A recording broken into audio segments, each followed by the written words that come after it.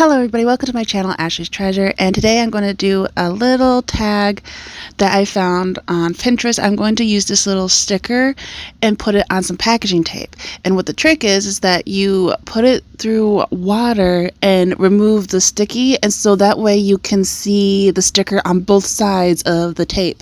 This is my first time trying it. It wasn't the greatest, but not the worst. I made it work because I needed something with my last layout for my winter woodland journal. I made a layout with, I made an envelope and I had some tags. Well, the envelope needed something inside of it, so I'm going to make a little tag to go inside of it. So first I'm putting this little owl onto the packaging tape, and I'm trying to make sure it's stuck really well. Sorry, I have a nasty band-aid on me. I accidentally cut my hand on this cutting board right there. But I'm going to need some clear acetate. It's really hard to see. But I need it for the other side of the sticker. So I'm making it, was it like 2 inches? I'm cutting right there. And then I think it was actually just shy of 2 inches maybe.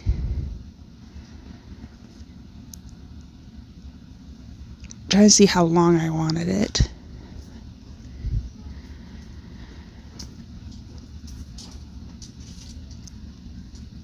Yeah, and then that was like 2 3/4. Because I wanted it just big enough to kind of like the same as the tape. And then the clear acetate has like this clear stuff that you peel off so that it won't get scraped up. So I'm peeling that off and then placing the sticker on there. I already, off camera, I put it under water and rubbed off as much of the paper as I could. Some of the paper kind of stuck onto the tape, so that was kind of hard. And I kept trying to wash it off and not get streaks on it and stuff. So it was a little bit of a challenge. But I'm still going to make it work. And now I'm cutting off the extra piece of the packaging tape to fit the acetate that I have. And now I'm going to use this frame punch that I got from We Are Memory Keepers. I love this. You don't necessarily have to do this, but I have the tool, so I thought, why not use it? It gives that little curve to the corners. When you can just use a ruler and just use straight edges. I'm going to make cut this paper by 3 3/8 by 4.5, and how I measured that was by, I did to see how thick the frame is going to be inside of it first, and then measured how big I needed the opening part, you know, where the owl's going to be, and then I had to add again that much how big the border is going to be. So that's how much it's going to be, and I needed 2 of them, so I made 2, and now I'm going to punch the holes in that one as well. Because I think I have it at 1 inch thick was the frame. So there's the first one, and now the second one. I'm going to hurry up and just punch all 4 sides. And then it does have a tool right there on the bottom, but the blade is kind of dull to cut the inside out. Oh, and these corners, I also save them sometimes and use them as for my corners on photos and stuff. So that's another way to reuse that. But I'm going to just use my X-Acto knife and a ruler and cut the rest of the inside out, because my blade on my tool, because I've used it so much, is getting kind of dull for that tiny little blade. I'm sure there's replacements for it, but I haven't found one yet. So yeah, I'm just simply using my ruler and cutting it straight out, which actually was an interesting shape. Could probably use them as like a label or something and have some brads in it. Look really cool, I think. Maybe a little bit longer though. But yes, just cutting them out. You can see my little helper. She's pretty much always on my lap. And then I saw I didn't do the greatest job right there. I was a tad bit off, so I'm just using my fussy scissors and just straightening that out a little bit, because I kind of missed a little bit, and making sure that the second one's just right. And now I'm going to put the owl in to see. It was a little bit thinner. I wish I made it a tad bit bigger, but that's perfectly all right. I'm going to make it work. And of course, my little one wanted to play as well. She kept poking the owl out. All right, and now it's time to decorate. But since I had the inside curved, I thought that the outside should have curved corners as well. So I'm just using my Fisker's angle punch, you know, corner punch. And I think I used the finest one on there. Yeah, the finest one. because it matched up with the same corners that I have for the frame, the inside of the frame. And now I'm going to use my Distress Oxide, the frayed burlap, to do the outside, so that way, because the cardstock is kind of thick. It's I think it was the 160-pound cardstock, and so I didn't want white on the side, so that's why I'm using this ink to get the white off, so that it won't be exposed.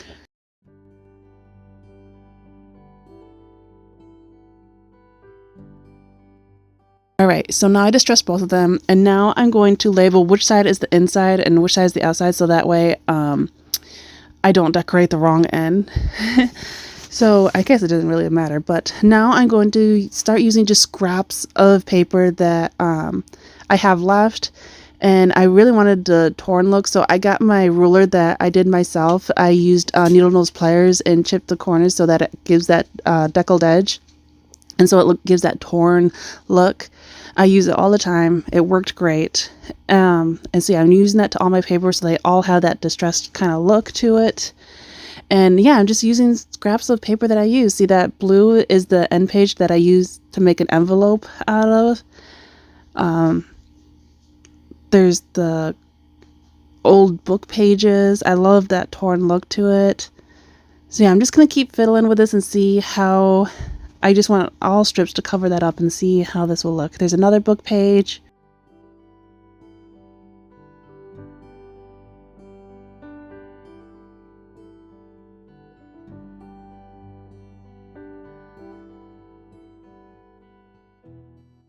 This is some of the scrapbook paper. This one had little snowflakes on it.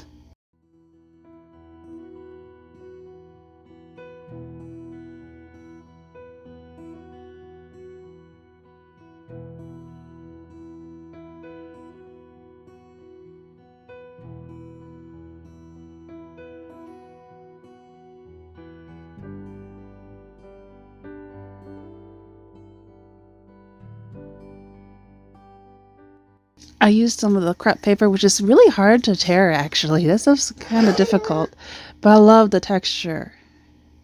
So I found it was easier just doing it by hand than trying to use my ruler with that type of paper.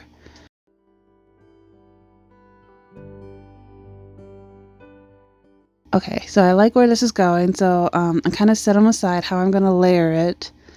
And I'm going to actually use my glue stick, my permanent glue stick.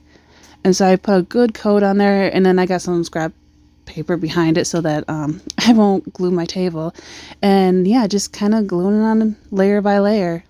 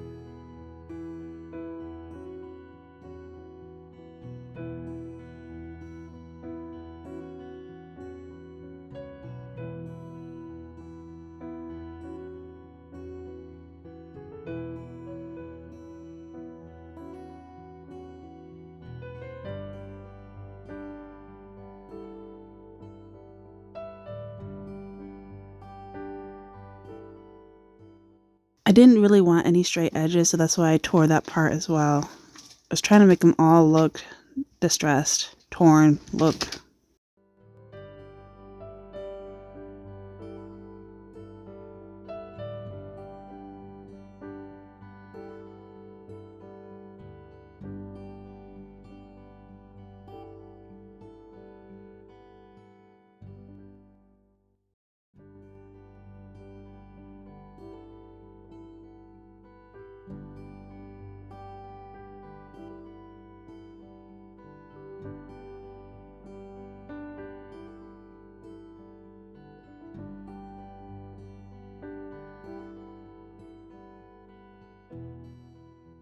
Okay, now I got that one done, so I'm going to set that aside, and now I'm going to fiddle and try to see what other scraps I have to distress or to decorate the rest, the back frame, back part of the frame. Sorry, words are not coming out straight today.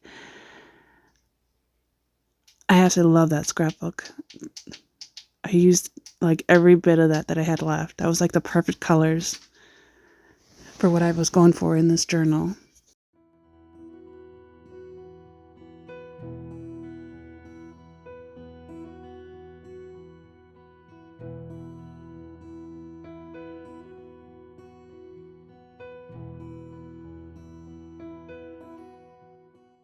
I really like this little piece from a book. It had a map on there. I like the colors because it had the blue and the tan colors going on and the white.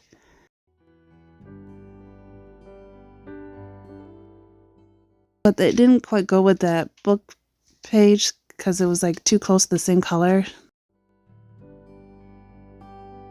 But I kind of saw where I was going with it, so I just started gluing everything down.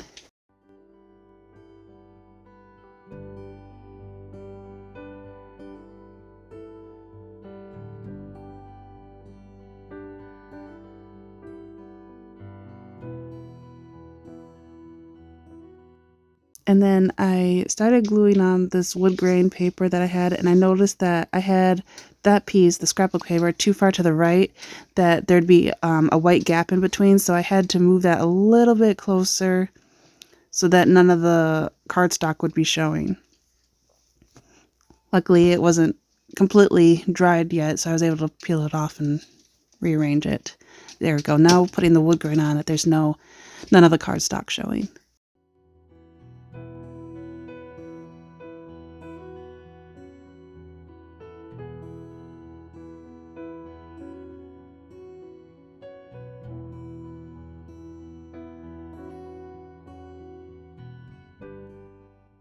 I wanted that number to show, and I had it too far up, so I wiggled it down a little bit. So now that number on the top right is going to show. And I'm going to use that little piece of the map.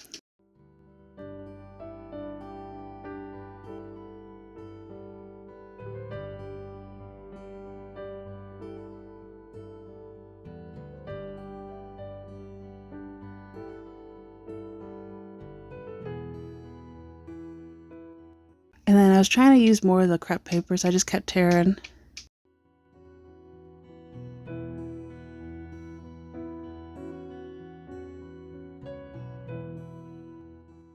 But it wasn't quite working how I wanted it to, so I'm finding some other paper to play with because that scrapbook piece is too thick. I wanted like a thinner strip in between, so I'm using this tiny scrap piece of paper and using my ruler to give that deckled edge, that torn look.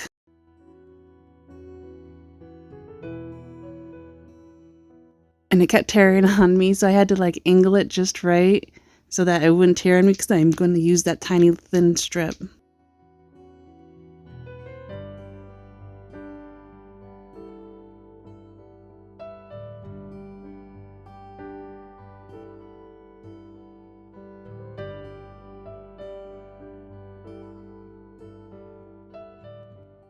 Or I was kind of doing an angle so I could see the light to see where it was. So I lined it up just right because I didn't want it to be off on the part that I'm going to cut off. Now it's dried enough, so now I'm going to start trimming off all the excess, all the extra pieces. I wasn't worried about doing the corners because I was just going to use my corner punch again to straighten it out. And then I'm going to do the second one now.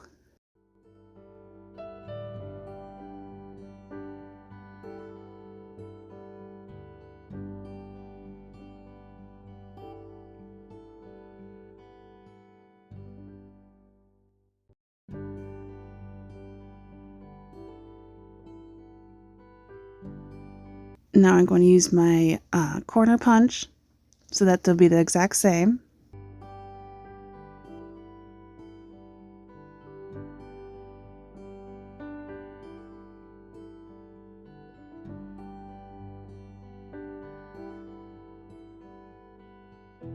And now I'm using my frame punch again to do the center so that the centers would be perfect, because that'd be kind of tricky to do with just scissors to have those curved corners. Now if you were doing it straight, that would be easy.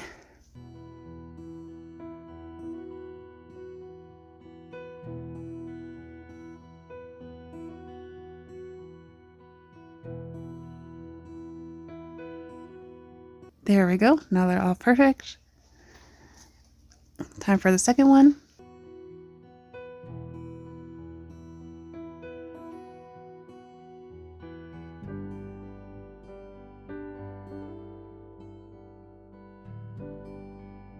And now just simply cutting that last little piece off.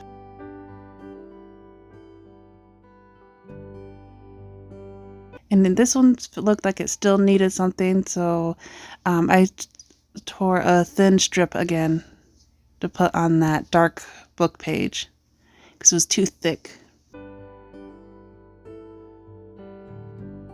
And just that little torn strip made it look so much better.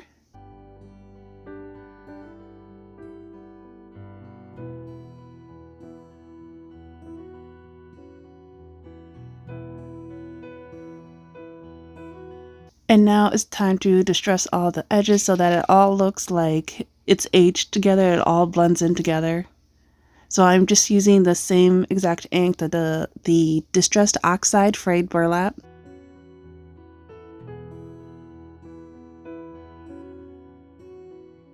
And then I couldn't forget about the inside as well.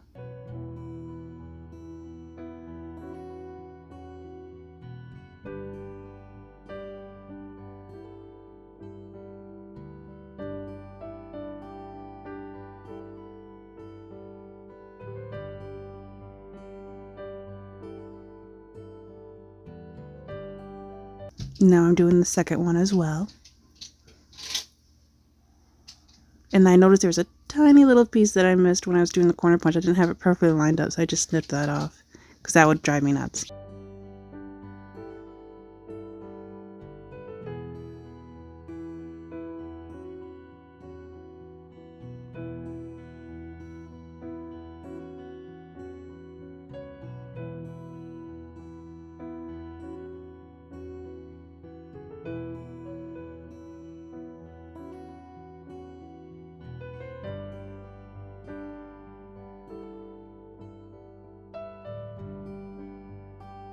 And now I'm testing my owl out, and I like where this is going.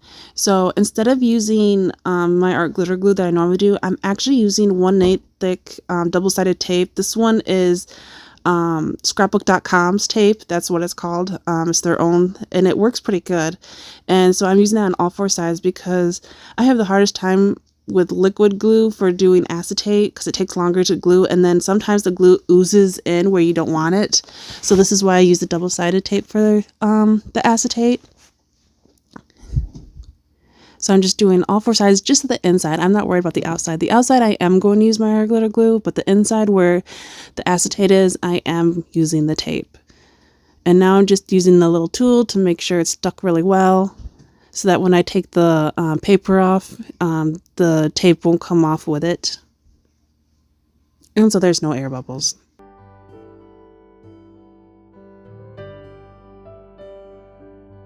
Alright, then I started putting it on, and I was lining it up just right, and as soon as I taped it on, I realized that this one was going to be on the back, and I accidentally put it on the front.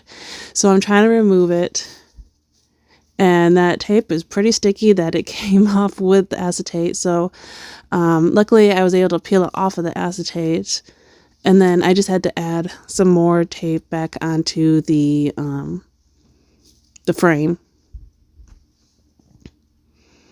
And now I'm putting the correct one on the front, because this one I want in the front and the other one in the back. Granted, I guess it didn't really matter, but that's how I wanted it.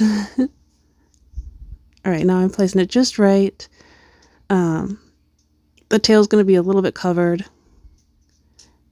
And just pressing it down really good onto the tape. And now I'm going to press that tape that I just put back on there and add some art glitter glue on the other parts before I add the other one on. so I know the whole thing will stick into one piece. And really I didn't have to put more glue on the second one because the first one already had glue on. And then I kind of lay it on the table a little bit and then line it up so I know that it's just right. Making sure that it's all stuck well and no glue's coming out. Pressing it down real good. And then I went through some labels that or some tabs. Sorry, I keep mixing up labels and tabs. In one of my mask making, I made all these little tabs, and so I wanted to use one on the side, and so I found two that I liked, and this one you can also have an inside in, so I saved those as well to stamp on, and I'm just debating which ones, and the two that I have are the ones I'm going to end up using, but I have so many possibilities. Alright, so now I'm putting those away. And of course I had to distress these as well. So I'm just using the same distressed oxide frayed burlap and doing the outside and the inside.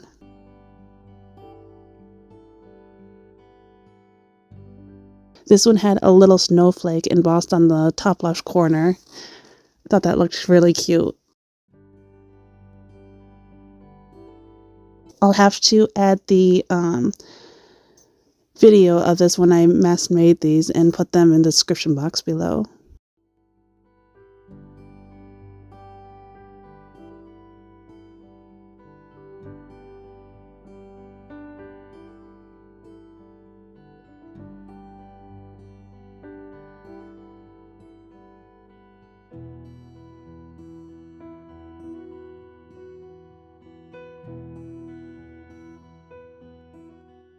Alright, and then I'm trying the ice spruce oxide because I wanted to stamp something on it. And so I was looking at this ones that I got from Temu, and I was debating which ones that would fit on there, what it'd look like. And then this one too, it's just like Temu Haul's, but I got off of Temu, and I've been really satisfied with these.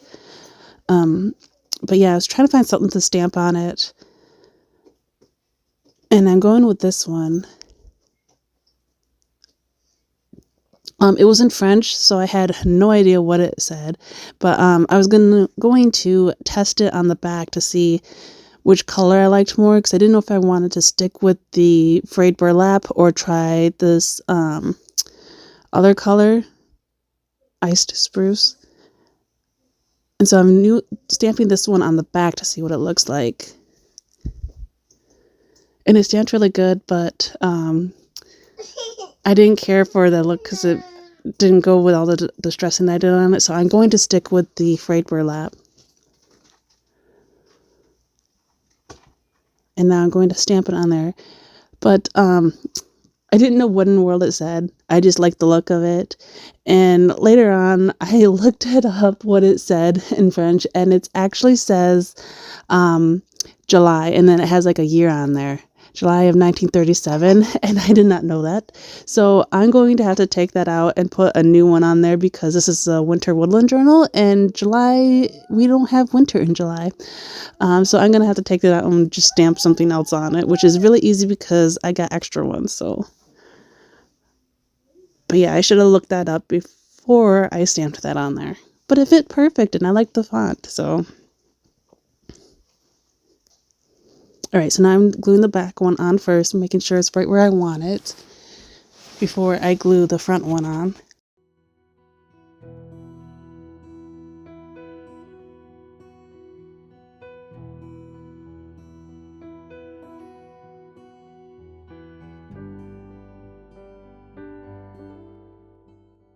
And now I'm gluing the little part in the center, which I'm going to have to take out anyways and replace. But it does look really cute together though. I like the look of it.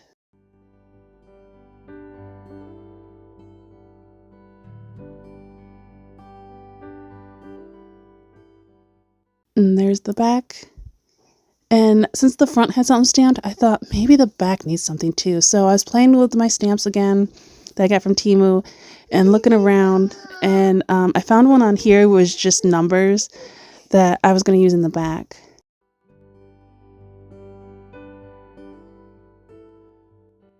For no meaning, really, just I really like the look of it. And I was trying to make sure it didn't hit the snowflake that was on the top left. There we go. I like that a lot. Looks a lot better. So there's the front of it and the front of it now. And of course, I just had to add more. I love this paper punch that I got at a thrift store. I use these tiny snowflakes as embellishments to decorate. I haven't really used it for a border. I just been using the tiny pieces. But I was using a scrap piece of that really thick cardstock, and it was actually quite hard to punch those teeny tiny snowflakes with such thick paper because it was 160-pound cardstock. So I should have used some different paper for that. But I just punched a couple snowflakes that I knew I wanted since I already started. It was a little difficult, but I made it work. I just kept punching, and sometimes at like little angles just so I would get that one snowflake that I knew that did punch through, and some of those tiny little dots as well.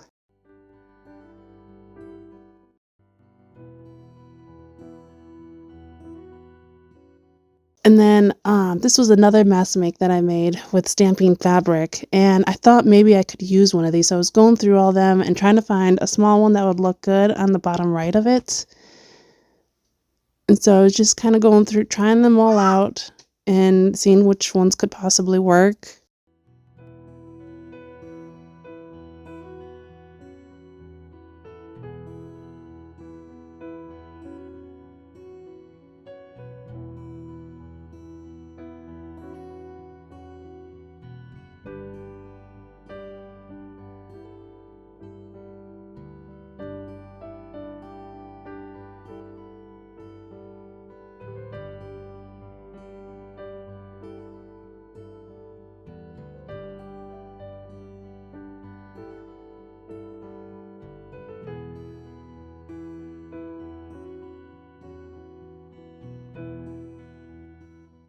So these are the ones I was going to play with that I kind of liked, and was just debating between them all.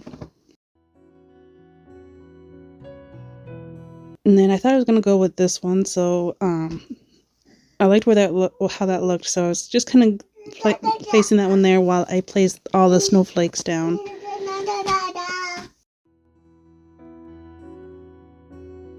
I wanted to give it like a natural look, like it's actually snowing. Like they just naturally fell on the tag. And I even used those teeny tiny little ones on the acetate as well.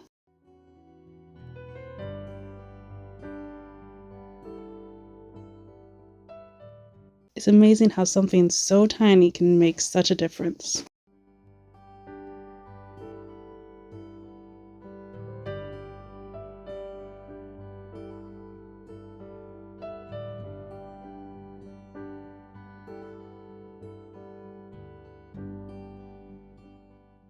And I really like how this is looking, but that piece of fabric that I used in the bottom, it just seemed too dark because being with black ink, it just seemed way too dark. It just stood out.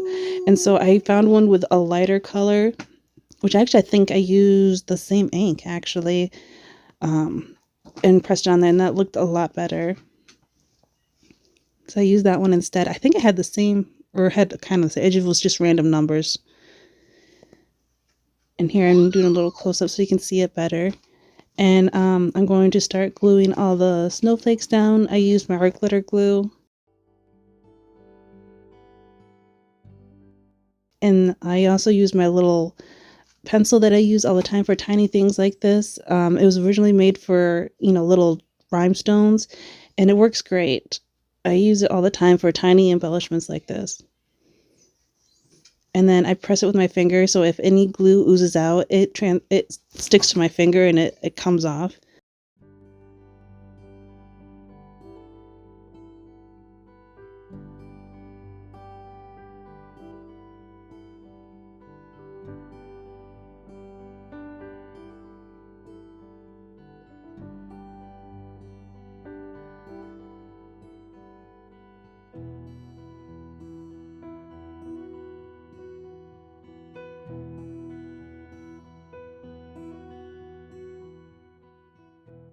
And now that I did the front, now I need to do the back. And I was debating about adding another fabric thing on there, but it just seemed too dark. So I just added some snowflakes everywhere.